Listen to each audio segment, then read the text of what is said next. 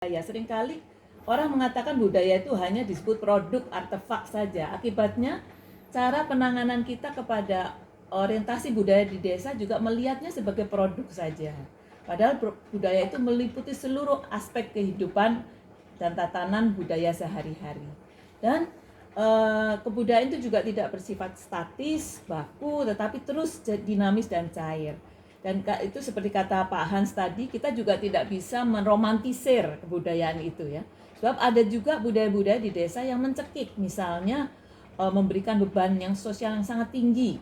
Berbagai ritual di desa di Nusa Tenggara Timur itu sangat mencekik sehingga mengorbankan nutrisi, kesehatan.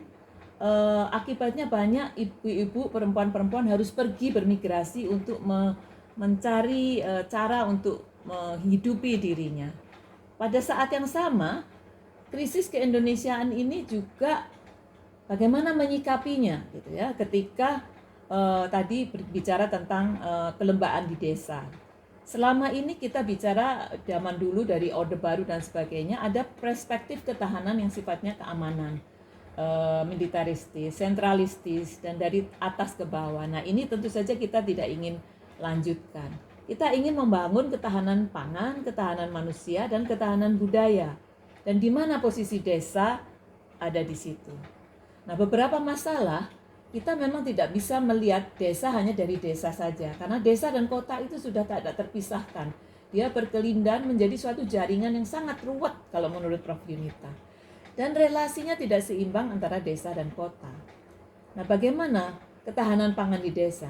Ketika pandemi menyerang, banyak agen-agen distributor nasional internasional di kota itu menghentikan. Akibatnya mengurangi kebutuhannya. Akibatnya desa-desa pun kehilangan pekerjaan. Lalu berbaliknya arus tenaga kerja dari kota ke desa. Tadi, konsumsi dan gaya hidup urban di desa itu sudah sangat masif. Sehingga ketika pergi ke desa-desa pelosok kita melihat ciki, makanan-makanan dengan kota itu dijual di sana, dan mereka lebih suka daripada makan ubi dan makan jagung dan sebagainya. Kemudian perubahan iklim di desa. Nah, kita harus bicara juga dengan paradigma lama pembangunan desa yang sangat rentan bencana. Selama ini desa dilihat sebagai penghasil uang, penghasil devisa gitu ya.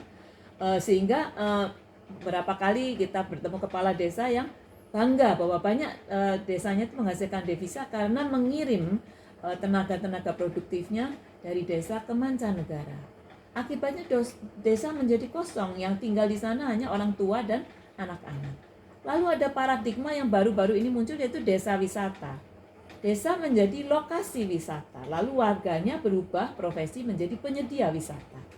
Sehingga kemudian muncullah pembangunan-pembangunan untuk wisata yang membuat alih lahan untuk berbagai hal lainnya. Nah, kecenderungan yang terakhir juga ada pengubahan lahan itu untuk dari konsumsi pangan menjadi komoditi ekspor, menanam coklat, lalu sawit dan sebagainya, sehingga keragaman pangan yang ada di desa-desa, umbi-umbian yang dulu sangat macam-macam itu menjadi hilang. Dan ini ketika terjadi pandemi terasa sekali bahwa ketergantungan pada kota itu kemudian mengakibatkan ketahanan pangan mereka sendiri jadi sangat rentan, dan ini berdampak bagi kesehatan dan kesejahteraan. Nah, bagaimana mengubah dari desa yang menjadi desa sejahtera? Ya, sekarang ini ada semacam nostalgia gitu ya pada desa. Itu tempat kalau pulang kalau sudah tua dan pensiun. Bagaimana kita mengubahnya menjadi rumah dan tempat kerja? Desa itu miskin, kerja pertanian itu berat, menjadi daya tarik ruang dinamis bagi generasi muda.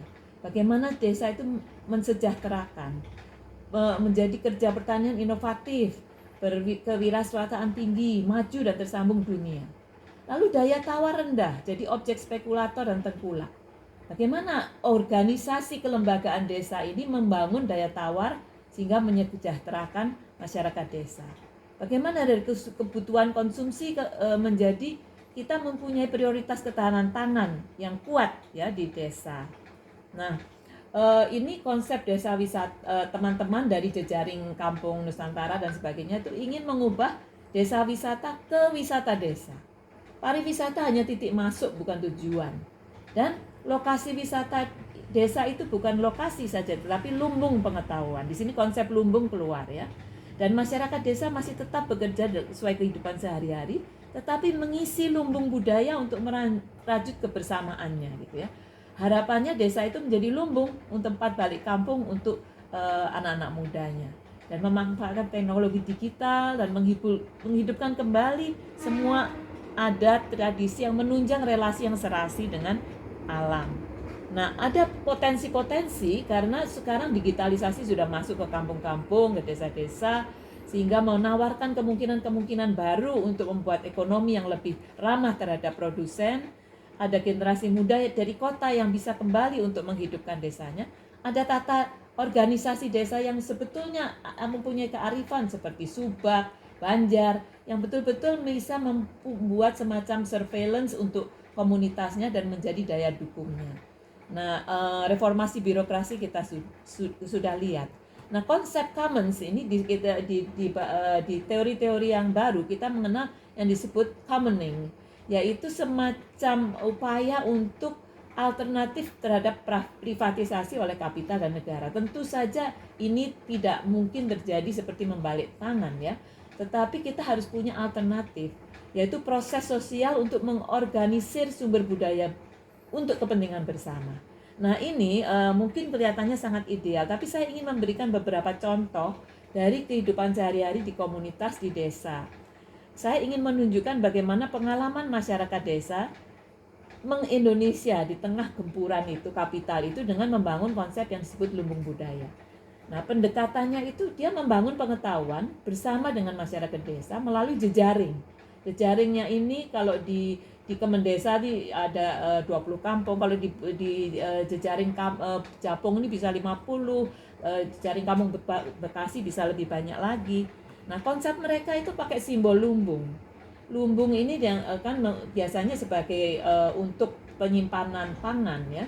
Tetapi lumbung ini sudah begitu dekat dengan mereka sehingga mereka memakai konsep lumbung ini, tapi dipakai untuk menghimpun kembali resources atau sumber daya budaya yang bisa dipakai menyejahterakan warganya. Jadi ujung-ujungnya adalah kesejahteraan. Kalau tidak sejahtera ya untuk apa?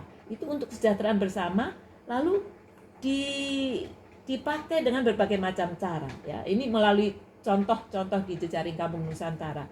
Mereka membangun kembali narasi kampung untuk menghidupkan identitas mereka. Museum-museum hidup. Museum bukan hanya bangunan, tapi seluruh kampung itu menjadi hidup.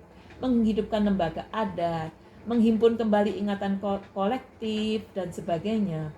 Lalu membuat yang disebut keriaan gotong royong. Hal-hal yang menyenangkan yang bisa dipakai untuk juga menyejahterakan warganya. Lalu ada sistem sonjo kampung, saling mengunjungi, berbagi ide dan sebagainya. Nah, mereka kurang lebih seperti ini. Jejaring ini menghubungkan kampung di kota dengan kampung di desa, karena memang itu ada hubungan antara mereka pulang balik di situ. Dan jejaring ini menghubungkan juga dengan universitas, dengan lurah, kepala desa, RT, lalu LSM, dan sehingga terjadi kolaborasi ya.